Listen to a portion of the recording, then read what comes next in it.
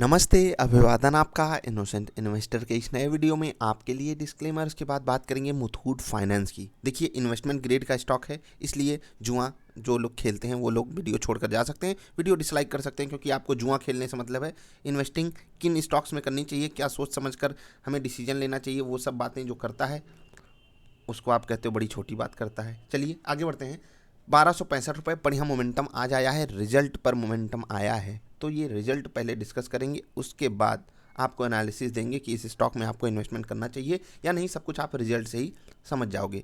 हम एक एक चीज़ आपके साथ डिस्कस करना चाहते हैं, लेकिन वीडियो बहुत लंबी हो जाएगी, लेकिन हम कोशिश ये करेंगे कि आपसे कुछ छूटे ना, मतलब कोई कोर चीज़ ना छूट जाए। अगर आप देखोगे 2,943 करोड़ इंटरेस्ट इनकम है। याद रखिएगा, कंपनी है एनबीएफसी सेक्टर की, ठीक है, एनबीएफसी सेक्टर की कंपनी है, तो इनकी सबसे बड़ी इनकम होगी कौन सी? Interest income. अगर देखोगे जस्ट पिछले क्वार्टर से भी बड़ी है और पिछले साल के इस क्वार्टर से बढ़िया जंप यहाँ पर हमको देखने को मिला है। यानी कि कोविड से, जैसे कि अन्य बैंक्स बढ़िया परफॉर्म किए हैं कोविड से बाहर आकर के, वैसे ही ये एनबीएफसी भी बढ़िया परफॉर्म की है। अभी एनबीएफसी है तो कुछ लिमिटेशंस होती हैं, वो आपको पता होगा, लेकिन अगर आप ओवरऑल सिनारियो देखोगे, ठीक है, ओवरऑल सिनारियो देखोगे, जैसे कि पिछले क्वार्टर से सर्विस चार्ज में कमी आ गई, 4 करोड़ रुपए कम सर्विस चार्ज लिए। अब ये सर्विस चार्ज कम क्यों हुआ? क्योंकि इन्होंने ढेर सारे ऑफर्स चलाए, ठीक है, राइट।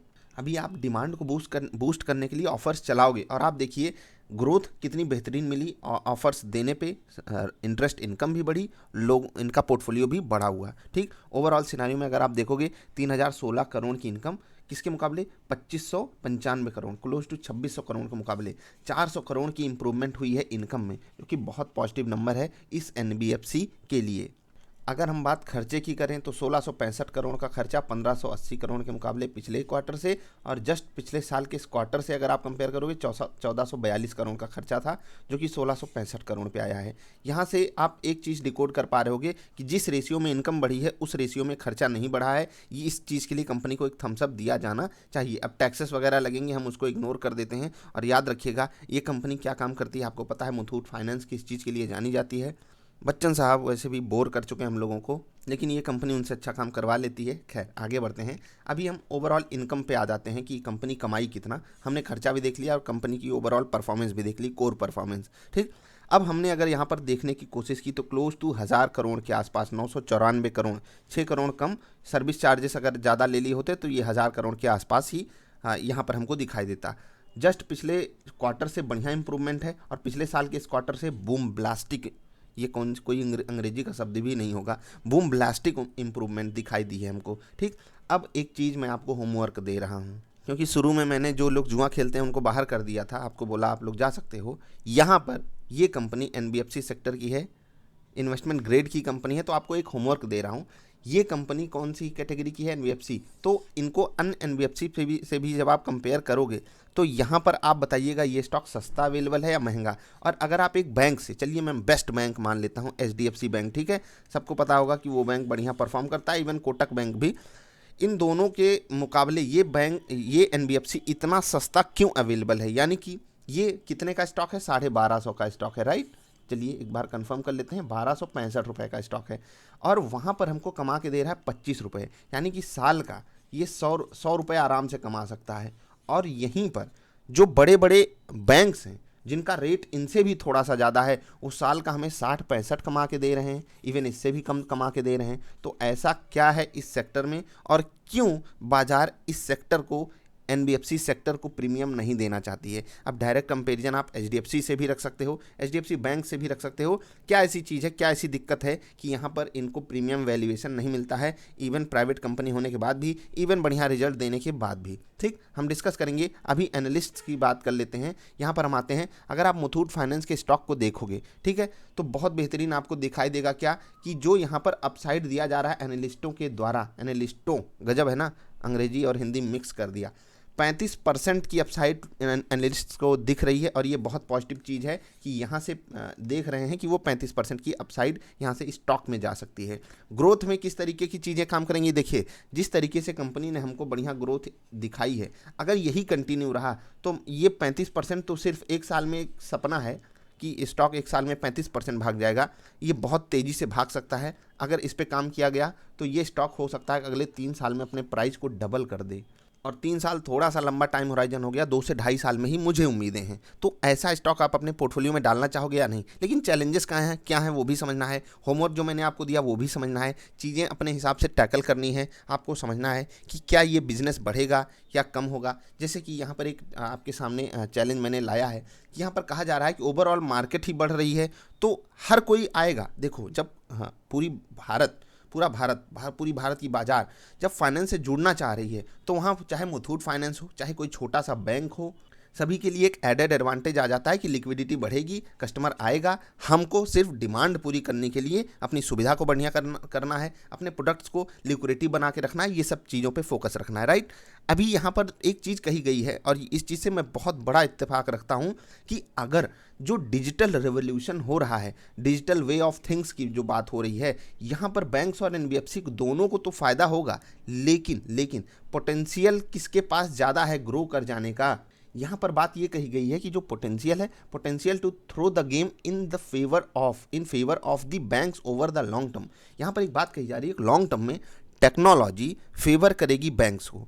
यहाँ पर मैं इस चीज़ से बिल्कुल एग्री करता हूँ, लेकिन क्या मुथूट फाइनेंस इस चीज़ पे फोकस नहीं कर सकता कि वो अपने जो इनका बड़ा पोर्टफोलियो है गोल्ड लोन या अन्य चीज़ों पे भी अगर आप जाकर देखो तो क्या इन चीज़ों को ये ऑनलाइन ला सकते हैं? आप बताइएगा, नहीं ला सकते ना, इनको ऑफलाइन अवेलेबिलिटी करानी पड़ेगी। अब जैसे कि होता है घर घर बैंक आपके द्वार आया बैंक, कुछ ऐसी सुविधाएं सरकारी बैंक दे रहे हैं, प्राइवेट भी बैंक भी शुरुआत कर रहे हैं। इवन बहुत जगहों पे तो आपके लिए पर्सनल रिलेशनशिप्स मैनेजर रख दिए जाते हैं, ठीक है। ये सब चीज़ें अलग सिचुएशन पे होती हैं, लेकिन क्या गोल्ड का वेरिफिकेशन इस तरीके से होगा, फ्रॉड वगैरह को टैकल किया जा सकता है? कुछ इस तरीके का ये अपना मतलब बिजनेस मॉडल बना सकते हैं। यही एक चैलेंज ऐसी कंपनियों के लिए, इवन इन जैसी कंपनियों के लिए तो है, लेकिन एनबीएफसी सेक्टर को सम्मान क्यों नहीं देना चाहती है बाजार, क्यों सस्ते वैल्यूएशन पे रखती है? इवन अगर आप देखोगे आईआरएफसी इतनी बढ़िया कंपनी, इतना सस्ता वैल्यूएशन है इस कंपनी का, बाजार से कितनी ज़्यादा गुने में सस्ती है, मतलब परसेंटेज में 10 20 50 नहीं, 100 200 300 400 500% सस्ती अवेलेबल है। प्राइस टू अर्निंग रेशियो में बाजार के मुकाबले इतना सस्ता स्टॉक होने के बावजूद भी कोई डिमांड यहाँ पर नहीं है। इवन ढेर सारी ऐसी एनबीएफसीज हैं जहाँ पर कोई डिमांड नहीं है। आप ज़रा सा हमें कारण बताइएगा, हम इस पर एक वीडियो लाएंगे, आपको एक्सप्लेन करने की कोशिश करेंगे, क्योंकि इन्वेस्टमेंट करना जितना आसान बाहर से लगता है कि 12 से 15% का रिटर्न जो निफ्टी देती है, या तो वो ले लो आप, और या तो आप 20 से 24% का रिटर्न लो स्मार्ट इन्वेस्टमेंट करके। और आपको पता है कि 15 के मुकाबले जब आपका रिटर्न 24% होगा तो आपका चार्ट, लॉन्ग टर्म चार्ट मैं यहाँ पर बना देता हूँ। लॉन्ग टर्म चार्ट अगर ये 15% की लाइन जा रही है ना, तो ये लाइन जाएगी 24% वाली, याद रखिएगा 24% वाली लाइन बहुत तगड़े से आउट परफॉर्म करती है। यानी कि जब आप एक स्मार्ट इन्वेस्टर बनोगे, स्मार्ट इन्वेस्टमेंट करोगे, तो आपके लिए फ्यूचर स्कोप बहुत बेहतरीन रहेगा। अगर आपकी उम्र अभी भी क्लोज टू 40 या उसके नीचे है तो आपको बहुत ज़्यादा फोकस करना है अपने इन्वेस्टमेंट स्टाइल पे। आपको फोकस करना है कि आप 55 में रिटायरमेंट ले रहे हो, 50 में ले रहे हो या 60 में ले रहे हो, उसी हिसाब से अग्रेसिवनेस दिखा करके अच्छे स्टॉक्स को सही समय पे पिक करते रहिए। और ये 24% का गोल, यानी कि 2% मंथली का गोल बड़े आराम से हिट होता है। ऐसी बुल रन में ये गलती मत कर दीजिएगा कि आप तब गलत सामान ले लो जब बाजार 20% हमको करेक्शन दिखाना चाह रही हो, क्योंकि वहाँ पर हमारे पास बाइंग अपॉर्चुनिटी आएगी। याद रखिएगा, लॉन्ग रन में बाजार ऐसे परफॉर्म करती है। ऐसा नहीं कि ऊपर ही ऊपर आप खरीदते रहो, आपको और ऊपर ही रेट दिखाती जाएगी। अच्छे समय बहुत कम चांसेस में आते हैं, इवन बुरे समय में अच्छे चांसेस आते हैं। तो चलिए चार्ट पर थोड़ा सा एक्सप्लेनेशन करेंगे। देखिए, अच्छा रिजल्ट आया, स्टॉक भाग गया। अब कुछ लोग कहेंगे आप पहले क्यों नहीं बता पाते? भाई पोर्टफोलियो का स्टॉक है, ये पोर्टफोलियो का स्टॉक है, हमारी पोर्टफोलियो का स्टॉक है। अब इसमें बताना क्या है? आपके पास अच्छे स्टॉक्स की हमने लिस्ट बता दी है, कैसे लिया जाता है वो बता दिया है। अब अगर आपको इतना भी नहीं करना है, आप एक बात बताइए, जब ये स्टॉक गिरा था 4-5 दिन पहले, यहाँ पर आपके लिए बाइंग अपॉर्चुनिटी थी या नहीं? स्विंग ट्रेड के लिए, ये तो स्विंग ट्रेड के लिए थी। क्या इन्वेस्टमेंट ग्रेड के लिए ये स्टॉक आप बाइंग करके नहीं बैठे हो? क्योंकि आपको यही स्टॉक कितने यहाँ से यहाँ तक की गिरावट है, आपने इसमें इन्वेस्टमेंट नहीं किया? बिल्कुल किया होगा, क्यों नहीं किया? ये सब चीज़ें रोज़ का डिस्कशन मुद्दा नहीं है। जिन लोगों के पास पोर्टफोलियो होगा उनको पता है क्या करना होता है। पोर्टफोलियो ग्रेड का ही स्टॉक है। मैं आपसे एक चीज़ कहता हूँ, मैं आपको हर स्टॉक पे इन्फॉर्मेशन नहीं दे सकता। मैं आपको एक स्मार्ट इन्वेस्टर बनाने की कोशिश करता हूँ। अगर आप नहीं बनना चाहते हो, आपको जुआ ही खेलना है, न्यूज़ वाले स्टॉक्स पर ही भागना है, अब तो न्यूज़ आ चुकी ना, अब तो हम प्रॉफिट बुक करने के बारे में सोचेंगे। जी आप भी बताइए, जिनके पास स्विंगर पैटर्न है वो अगर यहाँ पर बाइंग किए हैं तो this is the level to book the profits. बहुत होगा तो हम 10-15 रुपए के लिए और रुक जाएंगे, बाकी ये लेवल तो ये रेजिस्टेंस लेवल आ रहा है, हमको यहाँ पर प्रॉफिट बुक करना है, ऊपर निकलेगा 1300 के ऊपर हम ब्रेकआउट ट्रेडिंग करेंगे। ये होती है इन्वेस्टमेंट, रोज़ रोज़ नहीं होती, मैंने आपको बताया है इन्वेस्टमेंट एक प्रोसेस है, उस प्रोसेस में हमको भागीदार बनना होता है। ऐसा नहीं कि हम कभी भी इन्वेस्टमेंट कर दिए और हमको अच्छे अच्छे रिटर्न मिलते ही रहेंगे। आई होप आप बात को समझोगे। इन्वेस्टमेंट की बात ये थी। नॉर्मली अगर आप यहाँ पर फ्रेश पोजीशन बनाए हो तो आपको लॉसेस नहीं हो रहे होंगे। अगर आपको स्टॉप लॉस रखना है तो 1245 ये ही सबसे नज़दीक वाला स्टॉप लॉस है जो आप अफोर्ड कर सकते हो, और वो स्टॉप लॉस भी बहुत ज़्यादा मजबूत है नहीं, इसलिए यहाँ पर फ्रेश पोजीशन बनाने से कतराइएगा जब तक 1300 के ऊपर नहीं निकलता। रिस्क रिवार्ड रेशियो फेवरेबल नहीं है। आप क्या सोचते हो, जो होमवर्क दिया है उस पर क्या सोचते हो, और नीचे कमेंट करके अगर आपके पास कुछ और सुझाव हो तो आप बता सकते हो। हम मिलेंगे फिर से किसी अच्छी वाली वीडियोज़ में, तब तक के लिए हंसते खेलते रहिए यार। वीडियो देखने के लिए आपका बहुत बहुत आभार, धन्यवाद।